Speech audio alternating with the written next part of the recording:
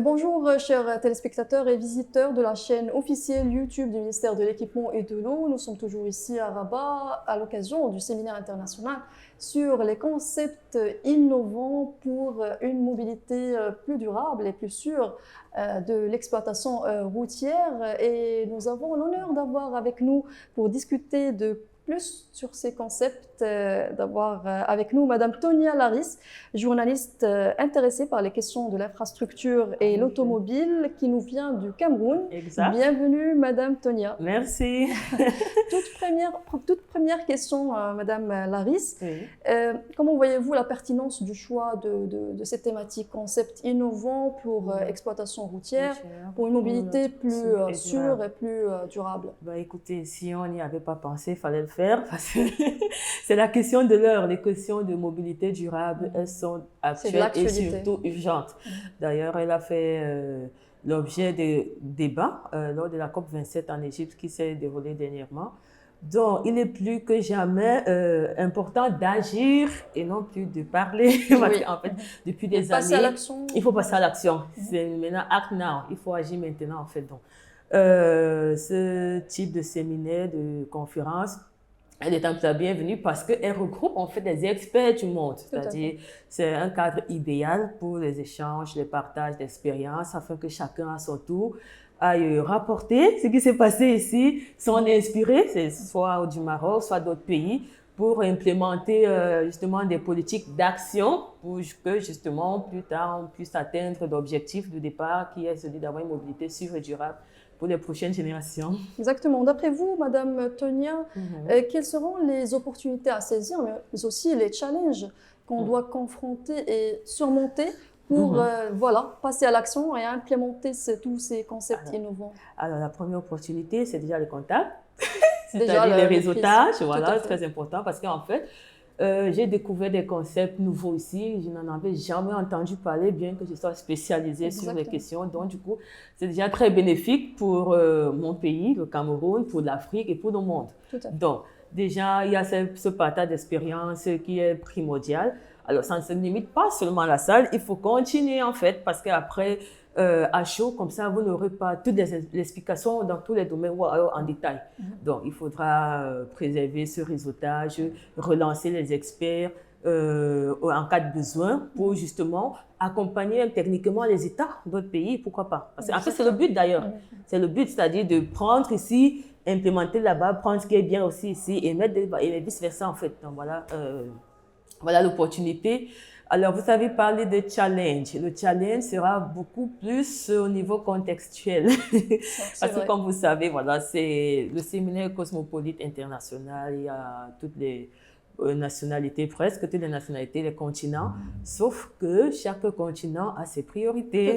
Ses spécificités. Exact, voilà. Nous avons certes un problème commun qui est celui de préserver l'environnement, celui de développer la mobilité sur le long terme pour les générations futures, mais nous n'avons pas les mêmes priorités. En Afrique, par exemple, vous allez remarquer sur la carte que l'Afrique est encore au bas de l'échelle. Ça traîne parce qu'en fait, notre priorité ailleurs, nous avons encore des problèmes existentiels, ce qui n'est pas le cas ailleurs. Donc, du coup, je crois que ce sera là le challenge pour nous autres. Il faut adapter ces modèles, ces concepts selon le contexte. Il faudrait qu'on contextualise, oui. Il faudrait. Chaque pays. Exact. Bon, même dans le partage, il ne faudrait pas juste copier-coller. Il faut copier, agencer, contextualiser selon nos réalités et voilà, avant de coller, voilà. Donc c'est ça pour moi le véritable challenge. C'est ça, parce qu'après le problème il est le même partout, mais la solution n'est pas la même partout. Donc pour vous, ces concepts sont faisables pour oui. Pour des pays en voie de développement? Oui, je pense que c'est faisable parce qu'en fait il s'agit juste d'une question de volonté politique, hein, si on veut un peu.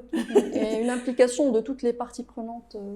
C'est ça aussi le plus difficile. Le gouvernement et aussi société civile, communication, parce qu'en fait, si le gouvernement, la société civile et autres organismes internationaux s'associent pour mener des actions, si elles ne sont pas divulguées en masse, on ne saura pas, ça ne se saura pas. Peut-être on le ressentira un peu sur le terrain, mais il faut derrière une communication de masse. D'où l'importance aussi pour les communicateurs et journalistes de participer à ce type de séminaire. Ce n'est pas que les experts, les ingénieurs, non, nous aussi.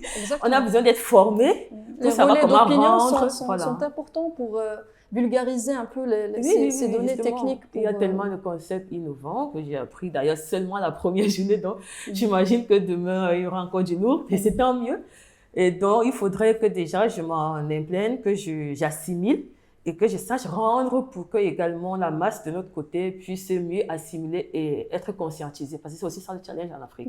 Lui, il a ses problèmes existentiels. Toi, tu vas lui parler de l'avenir, voilà, ou d'une mobilité, alors que lui, il a d'autres problèmes. Donc, il faut savoir gérer tout ça. C'est une question de priorité.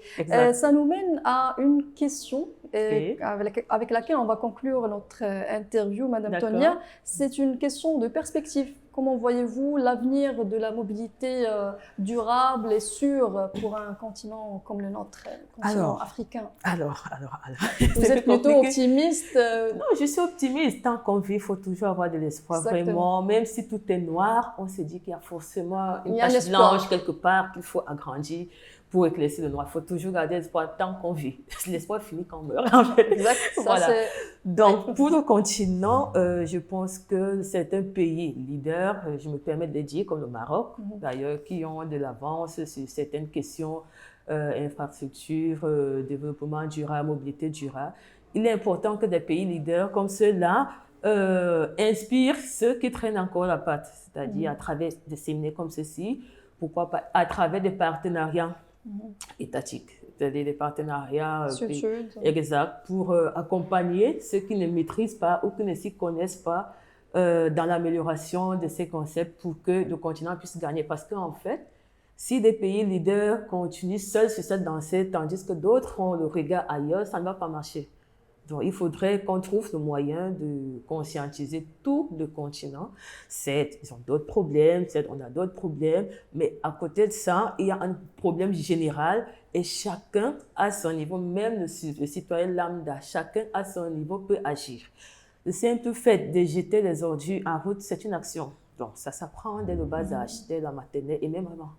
Mais ça a un impact sur toute la société. C'est un impact sur toute la société. Donc, justement, en fait, c'est une somme d'actions individuelles qui va donner un gros impact collectif. Exact. Donc, je me dis, il faut aller progressivement, pas à pas, par contexte, par pays, par région, parce que chacun a sa spécificité, comme on a dit tout à l'heure. Donc, c'est possible. Ça va être peut-être long, peut-être pas, ça va être peut-être difficile, mais c'est pas impossible. Exactement. Par ce message plein de positivité, on conclut notre interview. Merci beaucoup, Madame Tonia Laris. Je rappelle que vous êtes journaliste intéressée par les questions de l'infrastructure routière et de l'automobile aussi au Cameroun. Merci d'avoir accepté notre invitation et bienvenue encore une fois au Maroc. Et pour vous, chers téléspectateurs, je vous remercie et je vous donne un autre rendez-vous avec un autre invité. À très bientôt.